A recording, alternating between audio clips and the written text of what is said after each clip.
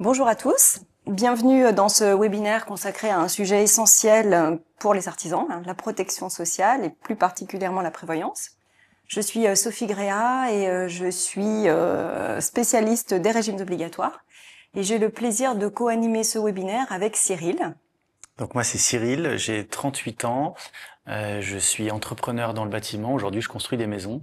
J'ai créé ma première entreprise à l'âge de 20 ans et aujourd'hui j'ai une deuxième casquette on va dire parce que je construis des maisons donc je filme et je diffuse tout sur les réseaux sociaux. Alors, on le sait, la prévoyance n'est pas forcément le sujet le plus glamour et on vous remercie d'ailleurs de passer votre pause déjeuner avec nous sur ce sujet. Mais c'est un sujet qui est vraiment stratégique et donc en 1 heure, nous allons essayer de vous donner les clés pour bien le comprendre. Je vous partagerai la théorie et Cyril vous apportera son vécu et aussi ses conseils d'artisan pour rendre ce thème clair, concret et utile pour vous. On démarre ? C'est parti. Alors, pour bien mesurer l'importance du sujet, on va vous proposer de commencer par quelques chiffres clés. Alors, le secteur du BTP est un secteur qui est extrêmement accidentogène. On le voit sur l'écran. On a effectivement 14% des accidents de travail, ce qui représente 19% des accidents de travail mortels. 15% des maladies professionnelles également dans ce secteur. Et puis dans le BTP, on a aussi une moyenne de 71 jours de chantier perdus pour cause d'accidents de travail. Donc il est effectivement intéressant de se préoccuper de ces sujets-là et puis de prendre le temps aussi de voir comment on peut anticiper ces différents risques. Oui, franchement c'est énorme. Je pensais pas que c'était aussi important. Ah, oui, Et donc aujourd'hui moi je suis ici parce que je trouve que c'est vraiment important de parler de la protection sociale. C'est un sujet dont on ne se préoccupe pas forcément, surtout surtout quand on crée son entreprise assez jeune, on n'a pas forcément cette volonté de se protéger. Enfin, on se sent un peu invincible. Le but, c'est juste de faire rentrer de l'argent, de se payer à la fin du mois. Et puis c'est tout. Et puis en vieillissant, on a tendance à voir les choses un peu différemment. On est en couple, on a des enfants, et puis on se demande comment protéger un peu tout ce monde, quoi. oui. Et donc on se renseigne un peu, et c'est pas évident d'être bien renseigné. Donc je trouvais ça important ici de pouvoir participer pour informer en fait les gens pour qu'ils puissent mieux choisir et mieux se protéger, voilà, tout simplement. Très bien, écoutez, c'est ce qu'on va essayer de faire tout au long de ce webinaire. Donc on vient de le voir, le secteur du BTP est particulièrement risqué, mais en plus avec la réforme des retraites, les artisans vont devoir travailler de plus en plus longtemps. Et on voit clairement que plus on est âgé, plus on est fragilisé, plus on est exposé aux risques. Et c'est pour ça qu'il faut effectivement comprendre qu'il faut renforcer sa protection sociale et que c'est un point qui est vraiment essentiel. Alors peut-être que pour commencer, on peut partir, après les quelques données statistiques qu'on vient de voir, on peut peut-être partir aussi des idées reçues que les artisans ont sur le sujet de leur protection sociale, sur le sujet global de leur protection sociale. Donc avant de rentrer au cœur du sujet, on peut effectivement voir ce que les professionnels pensent de leur protection sociale. Alors en général, quand on est TNS, alors TNS c'est travailleur non salarié, on se dit qu'on n'a pas le droit d'être malade. Alors c'est plutôt réel dans la vraie vie en effet. Quand on peut voir un chiffre qui est issu d'un sondage Opinionway qui montre que 81% des dirigeants de TPE et 72% des indépendants estiment que leur activité professionnelle serait en péril en cas d'interruption, même momentanée en fait, de travail. Donc ça, c'est un sujet clé. L'homme est clé dans ce contexte-là. Clairement, moi je suis tout à fait d'accord. Et d'ailleurs, même si maintenant je sais qu'on a moyen de se protéger, on va dire, et de diminuer un peu les risques, j'ai toujours en tête qu'on est vraiment seul à bord et que s'il y a un souci, l'entreprise ne tourne plus et d'un point de vue salaire et la vie de famille, enfin tout est potentiellement en danger, quoi. Donc je rejoins vraiment les statistiques, et quand j'en parle autour de moi auprès de collègues artisans, c'est ce qu'ils ont aussi. Tout le monde partage. Oui, on s'arrête pas, on n'est pas malade, voilà. Oui. On s'arrête pas, ouais, on bosse. Alors deuxième idée reçue, hein, c'est que quand on est non salarié, les soins sont moins bien remboursés quand on est salarié. On a tendance à mettre ces deux statuts en comparaison. Et puis on a aussi tendance à penser que les charges sociales sont plus élevées quand on est indépendant que quand on est salarié. Et puis plus généralement, les artisans jugent tous que les sujets liés à leur protection sociale sont complètement nébuleux. Ils ne savent pas nécessairement où ils cotisent et à quoi ils cotisent. Donc l'objectif aussi de ce temps ensemble, c'est vraiment qu'on puisse faire un panorama complet de ce que versent les régimes obligatoires et en quoi peuvent contribuer les régimes supplémentaires. Cyril, pour toi c'est très clair tout ça? Oui, non, je suis content qu'on voit ça ensemble. Ça a besoin d'explications. Alors on va essayer de détricoter un petit peu les idées reçues qu'on vient d'évoquer et on verra que certaines sont fondées, comme le fait que l'artisan est homme clé, effectivement, mais d'autres sont un petit peu des images d'Épinal. Alors pour vous redonner un petit peu de contexte, on vous a indiqué, on vous a remis en perspective vos interlocuteurs institutionnels. Donc tout le monde sait globalement qu'on cotise aux URSSAF quand on est salarié, ceux qui récupèrent les cotisations sociales. On sait moins quels sont les organismes qui interviennent sur le versement des prestations. Donc c'est l'assurance maladie qui intervient sur les risques santé, invalidité, décès qu'on va réévoquer. Et sur la partie retraite qui ne fait pas l'objet de développement dans le contexte de ce webinaire, c'est l'assurance retraite avec les CNAV et les CARSAT au plan régional qui interviennent. Donc ça c'est pour redonner un petit peu les différents organismes gestionnaires de la protection sociale. Si on rentre un tout petit peu dans le détail, on sait donc qu'on verse des cotisations obligatoires aux URSSAF quand on est artisan. Certaines cotisations produisent des droits, c'est typiquement le cas des cotisations qui financent les droits à retraite ou les droits à l'assurance maladie ou aux IJ et à l'invalidité décès. Et d'autres cotisations sont non productives. Ça veut dire que, on parle essentiellement des cotisations de CSG, CRDS, qui sont des cotisations qui financent la dette sociale. Et puis on le verra, il y a une partie de cotisation qui est facultative, mais néanmoins indispensable. Et c'est dans cette catégorie-là que se positionnent les Madelins, dont on va parler, les fameux contrats Madelin, qui sont des contrats complémentaires dont bénéficient les travailleurs non salariés. Cyril, est-ce que tu as déjà des complémentaires Alors oui, moi j'ai mis en place, il n'y a pas très très longtemps, mais j'ai mis en place une complémentaire santé, en effet, pour pouvoir prendre en charge une partie de mes frais médicaux et un contrat de prévoyance aussi pour essayer de protéger à la fois les miens, mais on va revenir dessus. On va en parler. Alors vous savez désormais en fait à qui vous payez des cotisations sociales. Ce qu'on vous propose maintenant de faire, c'est voir à quoi elles vous donnent droit.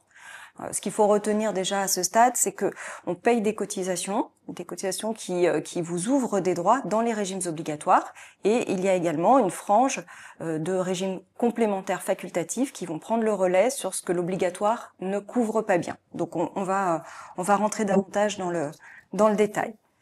Ce qu'il faut commencer par se dire, c'est qu'on va faire tomber une des premières idées reçues dont on a parlé juste avant. Quand on est salarié, on est remboursé exactement comme un non-salarié en fait. Il n'y a pas de différence sur les remboursements de soins. Que je sois salarié ou TNS, j'ai le même niveau de remboursement de soins de santé. Par contre, effectivement, il faut avoir en tête que dans un cas comme dans l'autre, la sécurité sociale ne rembourse pas tout. Voilà. Ce qu'on peut également évoquer, c'est que quand on est non salarié, les femmes, les artisanes bénéficient comme les femmes salariées de prestations dans le cadre de leur maternité, et les hommes peuvent également bénéficier de congés paternité. Donc il y a des droits qui sont ouverts dans ces situations de vie-là. Alors là où il y a un vrai écart, par contre, entre les salariés et les indépendants, c'est que les uns bénéficient d'une mutuelle obligatoire et pas les autres. Donc en réalité, quand on est salarié, hors quelques cas de dispense, l'employeur doit faire bénéficier tous ses salariés d'une couverture complémentaire, et ce, quelle que soit leur ancienneté dans l'entreprise. Chez les non-salariés, ça n'est pas obligatoire. Voilà.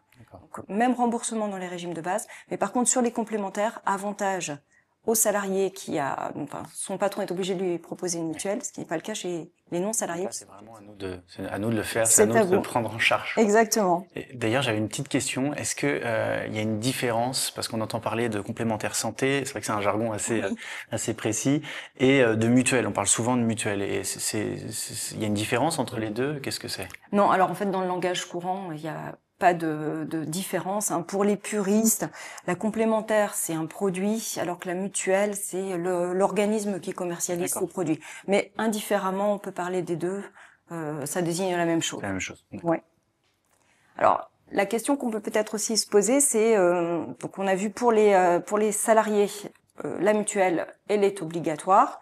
Pour les non-salariés, on peut la souscrire volontairement. Finalement, à quoi elle sert, hein? Est-ce qu'elle est vraiment utile? Alors oui, elle est vraiment très utile. L'objectif, en tout cas, d'une complémentaire santé, c'est d'éviter les grosses factures et faciliter finalement la vie au quotidien. Donc cette complémentaire, c'est vraiment un investissement nécessaire parce que les frais qui sont engendrés par une maladie ou même une hospitalisation sont souvent très très coûteux et ça laisse un important reste à charge à l'assuré. Et pour que la complémentaire santé puisse être déductible, hein, parce qu'on a toujours la question quand même du coût aussi, on en reparlera, et pour qu'elle s'inscrive dans le cadre de la fiscalité Madelin, là aussi on en reparlera un petit peu plus tard, eh bien, il faut qu'elle soit responsable, que le contrat soit responsable. C'est-à-dire? Alors, c'est-à-dire que pour qu'un contrat soit responsable, il faut qu'il respecte un cahier des charges. Et dans ce cahier des charges, on a un critère de responsabilité, c'est le 100% santé, qui va permettre notamment aux assurés de bénéficier de soins, alors en audiologie, en dentaire et en optique, pris en charge à 100% par leur mutuelle.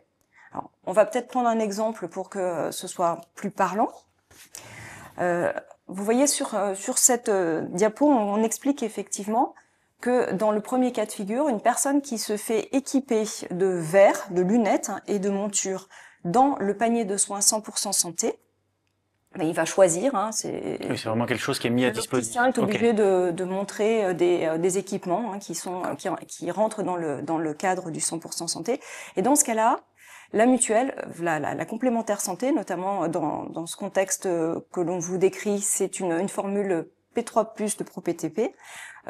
Et quel que soit de toute façon le contrat dès lors qu'il est responsable, on va prendre l'équipement à 100% en charge. En revanche, si l'artisan souhaite prendre une monture et des lunettes qui sont plus chères, hors panier de soins, c'est possible, mais par contre, il va avoir un reste à charge qui sera plus important, puisque vous le voyez, la part de sécurité sociale est très faible. La complémentaire santé, dans le cadre du contrat qu'on a évoqué, va prendre en charge quasiment 200 € sur cet équipement, et il va rester 115 € à la charge de l'assuré. Même chose, hein, par exemple, sur les consultations d'ostéopathie, les régimes obligatoires ne remboursent pas du tout. D'ailleurs, c'est dommage parce que je rebondis. En tant qu'artisan, souvent on travaille. C'est notre outil de travail principal, c'est notre corps, et c'est vrai qu'on a tendance à se bloquer le dos, et donc 2-3 séances d'ostéopathie ou de chiropractie, par an, c'est pas trop. Ça fait vite un budget. Moi, je sais que mon ostéopathe, c'est une 60aine d'euros. Ça fait, multiplié par 3, ça fait un petit budget. Là, une prise en charge même partielle, c'est tout de suite intéressant.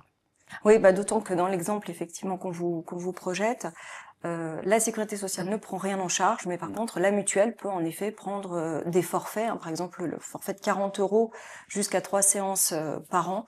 Ça allège en effet sensiblement le budget quand on est dans l'obligation de consulter sur ce point. Alors voilà pour la partie santé, hein. Donc on a traité des remboursements de soins, on a regardé comment les artisans étaient remboursés dans le contexte des régimes obligatoires, on a commencé à insister sur le fait qu'il était nécessaire de prendre des garanties complémentaires. On va maintenant s'intéresser à la partie prévoyance. Alors qu'est-ce que la prévoyance ? C'est finalement un filet de sécurité pour faire face aux plus grosses tuiles de la vie. Et dans ces grosses tuiles, on va trouver en effet des situations comme l'invalidité, comme le décès, et puis on va parler des indemnités journalières également. Alors, pour les reprendre rapidement, Les indemnités journalières, c'est l'indemnisation d'une incapacité momentanée de travailler. On est malade, on a la grippe, Ouais. Okay. on va chez le médecin, on est vraiment à terre et dans ce contexte-là, on va percevoir une indemnisation journalière de son arrêt de travail. Sur la pension d'invalidité, on va le voir, il y a plusieurs catégories d'invalidité avec des indemnisations qui sont différentes. Et puis le décès, Oui. voilà, pour le coup, qui va concerner les ayants droit. Et d'ailleurs, le décès, c'est quelque chose, pour le coup, par rapport à, voilà, à mon histoire, c'est quelque chose qui m'a touché étant plus jeune. J'ai perdu mon père, et c'est vrai que on a toujours l'impression que c'est des accidents de la vie qui touchent que les autres, et que ça arrive très très peu. Mais quand ça nous arrive, on est pas content, mais en tout cas, c'est important pour pouvoir se reconstruire, notamment le capital décès. Ça permet de suivre notamment une psychothérapie ou autre, ou ne serait-ce que de pas trop se préoccuper de notre économie, enfin je sais pas comment dire ça, mais voilà, que la finance, voilà, on peut vivre un peu ce moment entre parenthèses et ça peut nous aider à nous remettre sur nos pieds. Tout à fait. Donc non, c'est vrai que c'est important de protéger les siens. Alors ce que je vous propose maintenant de faire, c'est reprendre chacune de ces garanties et puis vous montrer comment vous êtes indemnisé en fait par vos régimes obligatoires. Sur la partie indemnisation journalière. Donc là, je vous rappelle que on est dans l'hypothèse d'un artisan qui doit s'arrêter de travailler momentanément pour raison de santé. Alors on sait que quand ils s'arrêtent, c'est vraiment parce qu'ils sont dans l'incapacité de travailler. Alors il y a des petits points à connaître qui sont importants, hein, notamment le fait que vous ayez une carence. Donc les régimes obligatoires vous versent des indemnisations jour à partir de 3 jours. Hein, il y a 3 jours de carence, comme son nom l'indique. Pas du tout payé. Hein. Pas du tout payé. Le montant de l'indemnisation journalière est encadré. Donc ça veut dire qu'il y a un minimum qui va de 25,80 € à un maximum qui est calé sur un plafond. Le plafond annuel de sécurité sociale, vous verrez que c'est un référentiel qu'on voit dans la plupart des détails de calcul des prestations. Donc au maximum, en fait, votre indemnisation journalière est de 64,52 € par jour. Ça évolue tous les ans puisque le plafond de sécurité sociale qui sert de référentiel évolue lui aussi chaque année. Autre point important également, c'est qu'on va se caler au moment où on calcule vos indemnisations journalières sur la moyenne des 3 dernières années. Donc si vous avez des revenus qui sont en phase ascendante, comme on utilise la moyenne, l'indemnisation journalière ne sera pas vraiment le reflet des derniers revenus que vous avez pu percevoir. Ouais, c'est lissé. Voilà, exactement. C'est un peu plombé parfois par la moyenne. Alors justement, un petit point important, là on vient de parler des revenus qui sont utilisés pour calculer les indemnisations journalières. Ce sont souvent les revenus qui servent aussi au calcul des cotisations sociales. Et quand on a préparé ce webinaire avec Cyril, on s'est dit qu'il était quand même important aussi peut-être de rezoomer sur la manière dont on constitue les assiettes de cotisations sociales, parce que c'est un point qui n'est pas toujours très clair. Oui. On confond parfois le chiffre d'affaires, les revenus, tout ça, ça peut être flou pour certains. Ça peut être un petit peu flou. Donc l'idée c'est de vous montrer que, en plus c'est important parce que c'est l'assiette de cotisation, elle est en train d'évoluer. Il y a une réforme en cours sur l'assiette de cotisation des travailleurs non salariés. Donc l'objectif c'est de vous montrer que ça n'est pas nécessairement justement le chiffre d'affaires qui sert de base au calcul de vos cotisations sociales. Hein. Ça c'est seulement dans le cadre de l'entreprise, de la micro-entreprise. Là, on s'appuiera sur le chiffre d'affaires, mais dans les autres cas, vous allez le voir, c'est pas tout à fait la même chose. On vous a fait un schéma simplifié de la reconstitution des assiettes de cotisation. Donc, en entreprise individuelle, globalement, on va prendre votre chiffre d'affaires, on va soustraire à ça les frais généraux, c'est par exemple vos loyers, vos factures d'électricité, votre assurance professionnelle, l'essence, enfin tous ces éléments-là qui interfèrent. On en prend 74% et ça nous constitue notre base de cotisation sociale. Quand on est en société, en SARL ou en EURL, on va additionner la rémunération, les dividendes, les cotisations aussi obligatoires et les fameuses facultatives, les Madelins, dont on a commencé à parler. On va prendre 74% de cette addition et on obtient notre base de cotisation sociale. Il n'y a qu'en micro-entreprise où effectivement on se cale sur le chiffre d'affaires et on applique en fait un taux pour calculer le montant des cotisations sociales. On va appliquer un taux global du côté de la micro-entreprise Pour les autres, alors les entrepreneurs individuels ou les gérants majoritaires de sociétés, les organismes appliquent à cette base de cotisation sociale un taux pour définir là aussi le montant de chacune des cotisations sociales qu'on va régler. Alors c'est à ce stade-là aussi qu'on peut peut-être reparler de la première idée reçue qu'on a évoquée en début de webinaire. Les salariés payent plus de cotisations que les non-salariés. Globalement, ils payent 75% de cotisations sociales versus 45% des revenus côté non salariés. Mais chez les non salariés, c'est l'artisan qui fait son chèque de la globalité de ses cotisations. C'est pas le cas du côté des salariés, puisqu'il y a les charges patronales qui sont acquittées en amont. Enfin, on voit bien ce qu'on perçoit, mais on n'est pas obligé de faire les chèques quand on est salarié. Donc ça fait toute la différence sur la perception, en tout cas, de l'importance des cotisations versées. C'est vrai qu'on a toujours cette impression d'énormément payer. Il y a beaucoup de charges sociales, c'est une réalité. Mais oui, il faut prendre du recul, c'est vrai. Donc, je vous propose maintenant de revenir à nos IJ et en prenant un exemple concret. Donc, on a dans le cas qui nous occupe ici un artisan qui est immobilisé et qui percevait un revenu annuel de 60 000 euros. C'est sa base de calcul de cotisation sociale, telle qu'on l'a vu dans la diapo précédente. Donc 60 000 euros de revenus, ça sert d'assiette à ses cotisations sociales et ça sert donc du coup au calcul de ses prestations. Ça nous ramène à un revenu jour de 166 euros. Et bien vous le voyez ici, il va percevoir en fait une IJ maximale, le montant maximal de 64,52 euros par jour.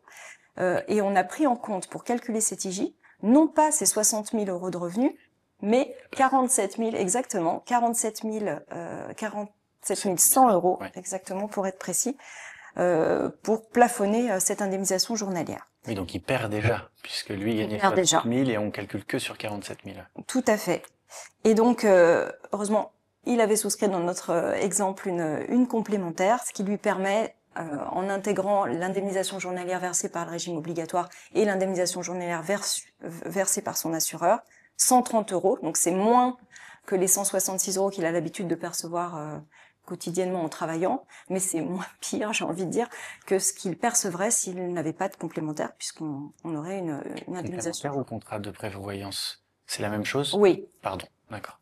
Par contre, il y a un point de différence qui est essentiel entre le salarié et le travailleur non salarié, c'est les accidents de travail, l'indemnisation de l'accident de travail. Alors, on a pris ici l'exemple d'un couvreur qui tombe d'un toit dans le contexte de son activité professionnelle et il est obligé de s'arrêter. Alors, il vaudrait mieux que ce couvreur soit salarié plutôt que ce qu'il soit non salarié s'il est accidenté du travail. Alors, dans l'exemple qu'on vous a affiché à l'écran, quand si vous avez affaire à effectivement un artisan non salarié, son indemnisation journalière, elle sera exactement du même montant que s'il avait eu un accident dans sa vie privée, finalement. On ne fait pas de distinction. Quand on est salarié, par contre, les choses sont très différentes. On a une réglementation particulière qui va se déclencher et qui va finalement permettre aux salariés d'avoir des majorations liées au fait qu'ils soient accidentés du travail, ce qui n'est pas le cas chez le travailleur non salarié. Donc vous le voyez dans l'exemple, sur sa partie IJ, l'artisan qui tombe du toit dans le cadre de son travail percevra l'IJ maximum, on prend toujours le même référentiel de revenus de 60 000, il percevra son IJ de 64,52 euros. S'il avait été salarié, il aurait eu une augmentation de ses IJ, parce que là, pour le coup, on déplafonne le calcul. Donc c'est un petit peu technique, mais ce qu'il faut retenir, c'est qu'il y a une réglementation qui protège davantage les salariés sur cette partie-là. Donc les IJ sont plus favorablement calculés. Les frais médicaux sont pris en charge à 100% quand on est salarié. Et si on a des séquelles, on peut percevoir des rentes d'incapacité permanente, alors que quand on est non salarié, on est accidenté du travail ou accidenté de sa vie de tous les jours, c'est la même chose. On a les mêmes niveaux de garantie. Et donc on a vraiment intérêt là pour le coup à prendre oui, des complémentaires. C'est absolument nécessaire. Alors, on a parlé effectivement de l'incapacité temporaire de travail qui donne lieu au versement d'indemnisation journalière. Maintenant, ce que je vous propose de faire, c'est de refaire un point justement sur une incapacité permanente. C'est la fameuse invalidité. Alors, dans les régimes qui sont les nôtres, on a 3 catégories d'invalidité. Alors, une invalidité première catégorie. Donc, dans ce cas-là, en fait, on a une invalidité, mais elle ne nous empêche pas de travailler. Elle nous fait que réduire, entre guillemets, notre gain. On peut toujours gagner de l'argent. On peut toujours gagner de l'argent. Mais pas aussi bien qu'avant. Exactement, c'est tout à fait ça. En deuxième catégorie, on peut plus du tout travailler. Donc là, on a vraiment l'impossibilité d'avoir des revenus issus de son travail. Et enfin, en troisième catégorie, non seulement on ne peut plus travailler, mais en plus on a besoin de l'assistance d'une tierce personne pour effectuer les actes de la vie courante, comme se laver, s'habiller. Ça, c'est vraiment le pire, le niveau le plus difficile en tout cas. Et c'est défini par qui en fait ça? Comment on est classé dans ces catégories? Alors ça, il y a des médecins conseils qui vont intervenir, effectivement, et en fonction de votre pathologie et de vos difficultés, vous allez être casé. Donc il y a vraiment des tableaux et des... Oui. Et alors, ce qui est important, effectivement, c'est qu'en fonction de la catégorie dans laquelle vous allez vous situer, eh bien, on va vous donner des prestations. Donc, les prestations, vous le voyez sur la partie invalidité première catégorie, elles sont au maximum de 1177 € par mois. Quand on est incapable de travailler parce qu'on est en seconde catégorie, dans ce cas-là, on ne peut pas percevoir plus de 1962 € par mois. Et quand on est troisième catégorie, on a le montant de la pension d'invalidité deuxième catégorie, plus ce qu'on appelle une majoration pour tierce personne. On va peut-être l'illustrer par un exemple. Oui. Ce sera plus simple. Alors, vous le voyez à l'écran, on a ici un diagnostic d'insuffisance cardiaque sévère qui a été posé pour un artisan qui se trouve donc dans l'incapacité totale d'exercer son activité.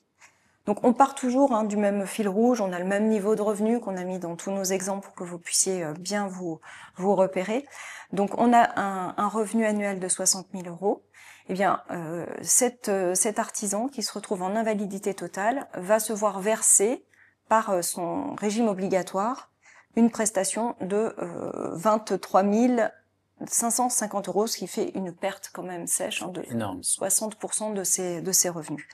Et là, c'est vraiment, dans l'exemple, on a ajouté là encore une complémentaire qui vient quand même atténuer la difficulté à laquelle il se trouve confronté.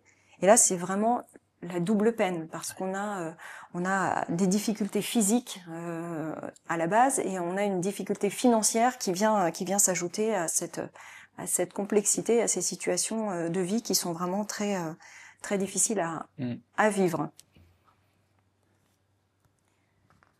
Le décès. Donc là, c'est notre dernier pilier de la prévoyance.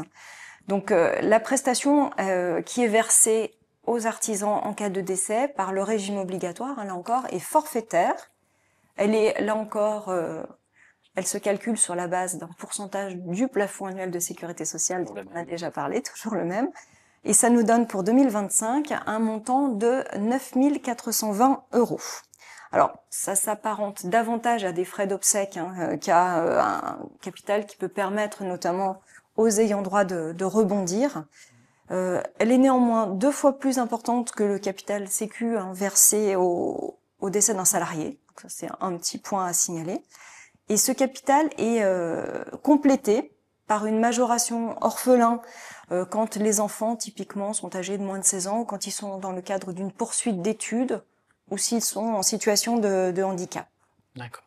Et puis, un fait assez rare dans le petit monde de la protection sociale, c'est qu'il existe aussi un capital décès pour les artisans retraités. Donc, un artisan retraité son décès entraînera le versement d'un petit capital aussi, plus faible que s'il était en activité, mais à ses ayants droit. C'est vrai que c'est pas énorme, ça reste. C'est les frais très faible. Les locations de la place au cimetière et compagnie, c'est tout de suite, tout est très très cher, quoi. Donc, c'est vrai que c'est pas énorme. C'est ce qui est un petit peu illustré dans l'exemple que l'on vous a positionné. On a un régime obligatoire qui va verser à la famille de l'électricien décédé un capital majoré de la rente orphelin, mais on avait une famille qui s'appuyait finalement sur un revenu annuel de 60 000 €, en tout cas le revenu de l'artisan.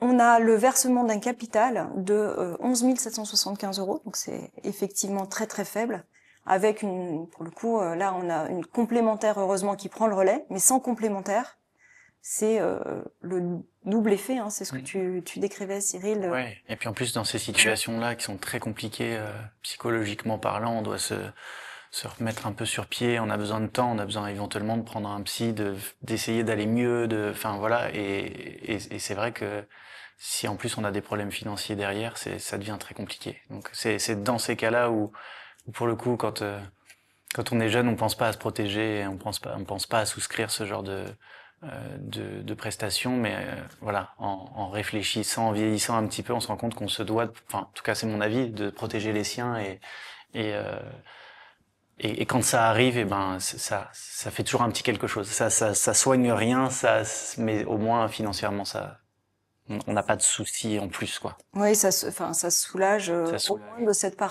C'est ça. partie financière. Mm. Alors en fait, en conclusion de ces différentes explorations, hein, qu'on vient de faire sur la partie prestation, en tout cas, ce qu'on peut se dire, on vous a fait une petite synthèse, une petite slide de synthèse. Vous le voyez, les IJ, elles ne couvrent que 50% du revenu limité au plafond de sécurité sociale en plus, hein, au maximum. On vous a rappelé le montant maximal de la prestation, hein, 64,52 € par jour. Sur la partie pension d'invalidité, tout dépend bien évidemment de la catégorie, hein.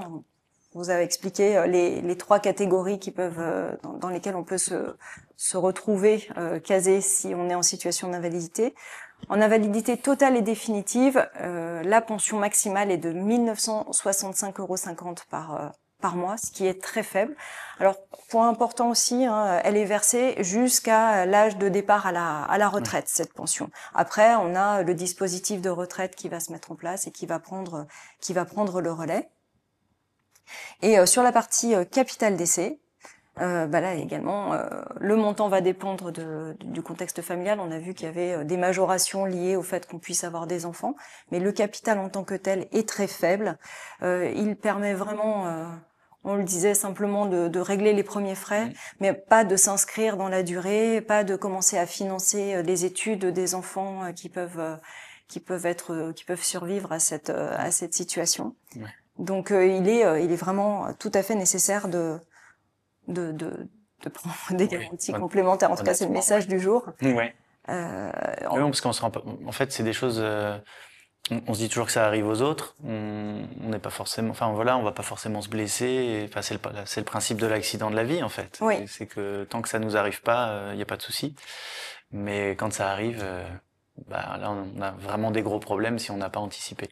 Et c'est vrai que c'est pour ça qu'on est là aussi aujourd'hui, c'est pour en parler, être bien informé, que les gens qui nous suivent soient bien informés et puissent évidemment faire peut-être un bilan ou quelque chose auprès de leur comment dire. Oui, parce que c'est vrai que qui conseille ce genre de situation, de prestation, qui va vous permettre, va vous inciter à envisager justement de prendre des contrats ou des garanties complémentaires. L'expert comptable, quand on l'a, hein, quand on peut se faire accompagner par un expert comptable, en général, il va sensibiliser à la nécessité de prendre des garanties complémentaires. L'assureur, bien sûr, hein, qui va délivrer un conseil le plus objectif possible quand même sur ce sujet-là, en prenant en considération un certain nombre de paramètres, comme on va le voir juste après. Mais oui, appuyez-vous sur vos conseils habituels pour faire des points réguliers. Puis c'est vrai que la protection sociale, hein, c'est un sujet qui évolue tout au long de la vie de l'entreprise et de l'entrepreneur, hein. On n'a pas les mêmes besoins quand on est jeune entrepreneur, hein, tu le soulignais tout à l'heure, que quand on commence à avoir une famille, à composer un foyer. Donc les besoins évoluent et il est nécessaire de faire des points très régulièrement sur sa situation et sur sa protection sociale. Pardon, on le répète, mais en tant que travailleur dans le BTP, on n'est plus soumis, on rappelle les chiffres, mais oui. On est à risque en fait, réellement à risque. Donc plus rapidement que les autres et de manière plus violente aussi. Oui. Donc oui, non, c'est important de le prendre en compte. Et puis ce qu'il faut avoir en tête, hein, si on devait synthétiser aussi ce que versent les régimes obligatoires, c'est que finalement La sécurité sociale, elle rembourse plutôt bien, ce qui est fréquent, mais pas très grave. On l'a vu, les remboursements de soins de santé, globalement, on arrive quand même à bénéficier d'un certain nombre de remboursements qui ne laissent pas des restes à charge trop importants. Mais par contre, elle rembourse mal, ce qui est moins fréquent, plus rare, mais grave, donc et très coûteux. La protection sociale, enfin la partie prévoyance, notamment sur le risque lourd, c'est assez mal remboursé. Donc c'est la raison pour laquelle il faut impérativement faire des bilans sur ce point-là auprès de vos conseillers. Alors justement, puisqu'on parle conseil, on a des petits repères en fait à vous donner pour vous accompagner dans le choix d'un éventuel contrat. Il va d'abord falloir, pour que le contrat soit bien calibré, corresponde parfaitement à vos besoins, que vous soyez amené à vous poser un certain nombre de questions. Le dirigeant va devoir, pour bien choisir son contrat, échanger avec son conseil et faire le point sur des questions de type quelle est la composition du foyer familial, justement, est-ce qu'il s'agit d'une personne qui est célibataire ou est-ce qu'elle a une famille, sur la dépendance financière également des membres de sa famille, est-ce qu'il y a encore de jeunes enfants, est-ce qu'on compte sur ses revenus pour financer des études, sur la capacité aussi à financer sa structure. Il y a des artisans qui ont encore des loyers aussi qui courent même s'ils ne sont plus aptes à travailler momentanément. Et puis quel niveau aussi il faut maintenir pendant cette situation à laquelle on se trouve confronté. Donc ces points sont à explorer avec un professionnel, on l'a vu, votre expert comptable, votre assureur, et là-dessus il est vraiment stratégique de pouvoir faire un vrai audit de la situation pour pouvoir récupérer des contrats qui vous aillent comme un gant. Sur mesure. Et qui soient parfaitement sur mesure, tout à fait. Mais c'est vrai que pour moi, comment dire, ce qui était très important, c'est à la fois la complémentaire santé et la prévoyance. Les deux étaient très importants, que ce soit pour mes enfants et ma compagne, enfin, d'avoir quelque chose de bien encadré. Donc moi, c'est ce que j'ai souscrit et en faisant ce petit état des lieux il y a quelque temps.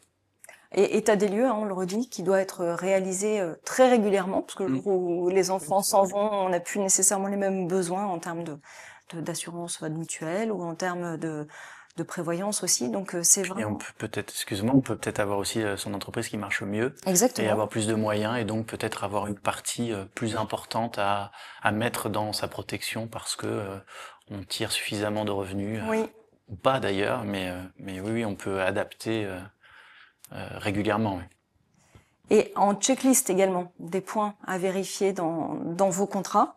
Alors, on vous a mis une liste des points un peu essentiels à aller justement checker avec vos conseillers. Aujourd'hui, on va pas nécessairement avoir le temps de tous les détailler. On peut peut-être prendre les 3 plus emblématiques. Et notamment, on a la notion dans la première ligne, on a la notion de questionnaire médical. Alors, c'est souvent le cas dans les contrats. La plupart des contrats de marché font remplir un questionnaire médical à l'entrée. Alors dans les contrats pro BTP, le questionnaire de santé n'intervient qu'à partir de 50 ans. Donc ça c'est un point fort, positif. Ouais. Exactement, très positif, puisque notamment ça peut vous inciter à vous assurer le plus tôt possible pour éviter d'avoir à remplir des questionnaires de santé et vous retrouver face à d'éventuelles exclusions de contrats qui peuvent être assez ennuyeuses. Alors c'est ce qu'on se disait également en phase de préparation de ce webinaire. Quand on est jeune, c'est pas forcément, on mise pas tout de suite. Ça c'est pas la première chose qui vient à l'esprit. Clairement pas. Quand on commence en effet à s'installer dans la vie, on faire rentrer du chiffre d'affaires et la notion de contrat supplémentaire, on se dit on verra ça plus tard. Et puis ça grève, ça fait quand même un petit budget en plus. Donc quand c'est tout petit et que tout est calculé au centime près, c'est pas évident. Plus ce stress parce qu'il y a ça aussi dans l'entrepreneuriat, c'est que quand on n'a pas de clientèle, chaque mois où on a fait notre chiffre, on est content. Le temps qu'on développe cette clientèle et qu'on ait une sorte d'être un peu rassuré sur notre capacité à faire rentrer un chiffre d'affaires, quoi. Et ça, on le vit tous. On est d'ailleurs en permanence dans ce stress-là. Et c'est pour ça que parfois, on va vouloir faire des petites économies à droite à gauche. Je crois que c'est un truc enfin, en tout cas, quand j'en parle avec des collègues, c'est un truc qui nous anime pendant très longtemps, quoi. C'est comme une petite peur du lendemain qui Bien sûr. est là, qu'on porte en permanence. Qui est vraiment inhérente à la situation d'entrepreneuriat. C'est pour ça que quand on parle avec les artisans, souvent ce qui est important, c'est le prix. Oui. Et c'est pas parce qu'ils sont attachés à leur argent ou autre, c'est Non. parce qu'il y a quand même cette épée de Damoclès, ces clients qui pourraient disparaître ou autre. Donc voilà, ce stress-là, il est important, mais je suis pas sûr que ça nécessite de faire certaines impasses, quoi. Non, surtout sur ces points-là. Puis c'est vrai que quand on est jeune, c'est pas notre priorité. Quand on commence à avoir une entreprise en maturité, on a envie d'en profiter. Et puis c'est un sujet difficile en plus la prévoyance, parce que on évoque des situations de vie, même de mort. Hein, c'est pas les sujets les plus fun. Au final, personne n'en parle. Non, on ne sait pas forcément si son conjoint veut être. Je change un peu de sujet, mais c'est vrai qu'on ne sait pas forcément si nos proches veulent être enterrés ou autres. Ne serait-ce que ces questions-là, on n'y pense pas parce qu'on se dit qu'on a 40 ans ou 50 ans et que c'est pas dans c'est pas dans l'ordre des choses. C'est pas maintenant que ça peut survivre. Ça peut survenir, alors qu'en fait, ça peut arriver à tout moment. C'est vrai que c'est pas drôle comme sujet, mais non. Et en général, ceux qui, tu en es le parfait exemple. Hein, on va prendre un contrat supplémentaire parce qu'on a été confronté à une situation de vie difficile ou parce que ses proches ont été confrontés à des situations de vie difficiles. Mais en réalité, très spontanément, on va pas nécessairement aller voir son assureur pour demander un contrat prévoyance pour justement couvrir ces risques dont on a vu qu'ils étaient quand même très mal couverts par les régimes obligatoires. Ouais. Donc c'est un point important. Autre point à aller vérifier dans les contrats, c'est la partie franchise, hein, et délai de carence. On l'a vu, on l'a évoqué tout à l'heure également. En fait, c'est le délai de carence, c'est la période qui doit s'écouler avant que les garanties ne soient déclenchées, ne commencent à être versées. C'est les 3 jours, c'est ça? Alors pour les IJ, oui, typiquement, IJ, effectivement, on avait un délai de carence de 3 jours. Et en réalité, pour les contrats qui vont couvrir notamment les indemnisations journalières, en général, on recherche des contrats avec un tout petit délai de carence, avec une franchise courte. C'est comme ça que les choses s'opèrent en pratique. Alors qu'en réalité, le bon conseil, ce serait plutôt de prendre des contrats avec un délai une franchise qui soit beaucoup plus longue, parce que ces contrats sont moins coûteux, et d'auto-financer finalement la potentialité d'avoir quelques jours non payés dans le contexte d'un accident ou d'une maladie qui ferait que vous n'avez pas la possibilité d'aller travailler. Donc en fait, ce que tu nous dis, c'est que en essayant d'allonger en fait donc ces jours de carence, on va avoir la même couverture pour les risques très importants. Oui. Ça va être exactement la même chose, mais ça va être moins cher. Et on s'autofinance vraiment que peut-être ces premiers jours, on va dire. Oui. Et d'accord. C'est moins cher de financer ces premiers jours et d'avoir un contrat qui, pour le coup, vous financera une maladie qui pourrait durer avec des suites et des complications qui vous empêchent de retourner travailler. Mais il vaut mieux prendre en effet une carence, un délai de carence. Oui, c'est vrai que c'est pas forcément intuitif. Ouais. Non. Et puis le dernier point également, c'est la notion concernant les IJ. Est-ce qu'on doit prendre des contrats avec des indemnisations, des IJ indemnitaires ou des IJ forfaitaires? Alors, je vous redonne là encore quelques éléments importants. L'indemnitaire, le montant qui est versé va dépendre en fait des revenus réels au moment de l'arrêt de travail. Et donc, si les revenus fluctuent, l'indemnité fluctue aussi. C'est difficile de savoir exactement ce dont on pourra bénéficier parce que c'est calé sur les revenus. Le forfaitaire, le montant, il est fixe. Comme son nom l'indique, il est forfaitaire, il est fixé à l'avance, donc pas de surprise particulière. Et on perçoit ce montant-là, quel que soit le niveau de revenu au moment de l'arrêt. Voilà. Donc l'intérêt du forfaitaire est qu'il sécurise en fait les ressources, même si les revenus baissent. Voilà quelques petits points qu'il faut effectivement aller vérifier, dont il faut parler avec son conseil quand on met en place un contrat complémentaire. Alors, on a beaucoup parlé des contrats Madelin, hein, de la nécessité donc de prendre des contrats qui permettent de faire en sorte d'avoir un niveau de garantie satisfaisant lorsque les risques qu'on a évoqués tout au long de ce webinaire se réalisent. Et on a surtout, vous avez entendu parler à plusieurs reprises de Madelin, donc on va redonner là encore la loi Madelin. La loi Madelin, quelques éléments d'explication. Donc la loi Madelin, elle a été créée en 1994 pour justement permettre aux indépendants de se constituer des garanties complémentaires. Et c'est un vrai coup de pouce, cette loi Madelin, parce qu'elle va permettre de déduire les cotisations sociales de son revenu soumis à impôt. Donc c'est un vrai plus. Et concrètement, elle va inciter les non-salariés à prendre des garanties complémentaires en leur permettant une déductibilité fiscale et de payer moins d'impôts. Donc on va prendre des exemples concrets pour que on puisse visualiser ce point-là. On va pouvoir déduire des cotisations. Alors on a une formule de calcul assez savante pour calculer l'enveloppe qu'on vous a mis à l'écran ici. On va prendre un pourcentage du revenu professionnel de l'année en cours auquel on additionne un pourcentage du fameux plafond annuel de sécurité sociale dont on a parlé à plusieurs reprises. Il nous suit, celui-ci, effectivement. Donc, en 2025, le montant total des cotisations qu'on va déduire sur la partie prévoyance est de 11 304 €.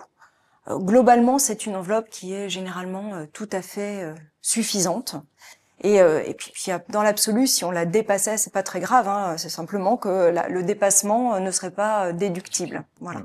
Donc en tout cas, c'est dans le contexte de cette enveloppe qu'on va pouvoir déduire ces cotisations de prévoyance. Alors, regardons l'exemple dans l'écran que vous avez sous les yeux. Donc, on a Cyril, toute ressemblance avec une personne ayant avec un existé. marteau. Avec un marteau, effectivement. Il est artisan. Alors, dans l'exemple, il est célibataire, il n'a pas d'enfant. Il a un revenu donc de 60 000 € annuels et il a une tranche marginale d'imposition à 30%. Donc, bien conseillé par son assureur, il a pris des cotisations pour financer une majoration de ses garanties santé et prévoyance. Okay. Donc 900 € par an payés pour améliorer ses garanties santé et 1600 € par an pour améliorer sa prévoyance. Ce qui nous fait donc un total de 2500 € par an. Alors, on calcule son disponible fiscal, la fameuse enveloppe dont on vient de parler sur la diapo précédente. Il a la possibilité, lui, compte tenu de son niveau de revenu, de déduire 5 547 €. Donc on est dedans. Oui, on est dedans. Donc effectivement, on ne dépasse pas l'enveloppe, donc tout sera déductible. On a calculé son impôt avec et sans les fameuses cotisations Madelin. Et donc, il paierait 9 205 € d'impôt sans la prise en compte de ces cotisations Madelin. En revanche, après déduction des cotisations Madelin, son impôt va passer à 8 455 €. Il va finalement réaliser une économie de 750 €. On pourrait se dire, pour simplifier, que dans son cas, l'État va prendre en charge 750 € sur les 2500 € qui ont été dépensés par Cyril pour augmenter en fait son niveau de couverture. Oui, c'est plutôt pas mal.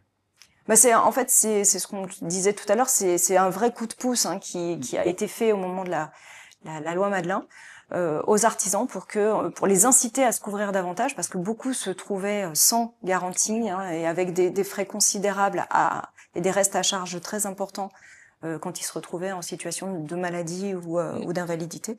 Donc l'idée, c'était vraiment de les inciter à se garantir de manière supplémentaire et, on le rappelle, volontaire, puisqu'il n'y a pas d'obligation, à la différence des salariés, on l'a vu. Donc pour pouvoir avoir une garantie en cas d'accident de la vie.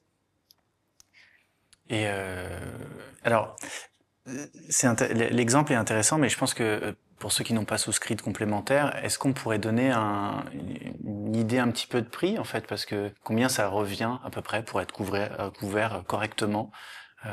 Peut-être qu'on a un cas un peu défini, je sais pas. Oui, un exemple. Tout va bien sûr dépendre. Alors on l'a vu dans la checklist tout à l'heure, des points aller, des options des options de ce qu'on veut mettre dans ces contrats, qui on veut garantir. Donc tout ça est effectivement très aléatoire. En tout cas, ce qu'on peut se dire, c'est que pour moins de 100 euros, notamment chez le contrat pro BTP, pour moins de 100 euros, on arrive à se garantir sur sa santé et sur sa prévoyance tout à fait correctement. Voilà.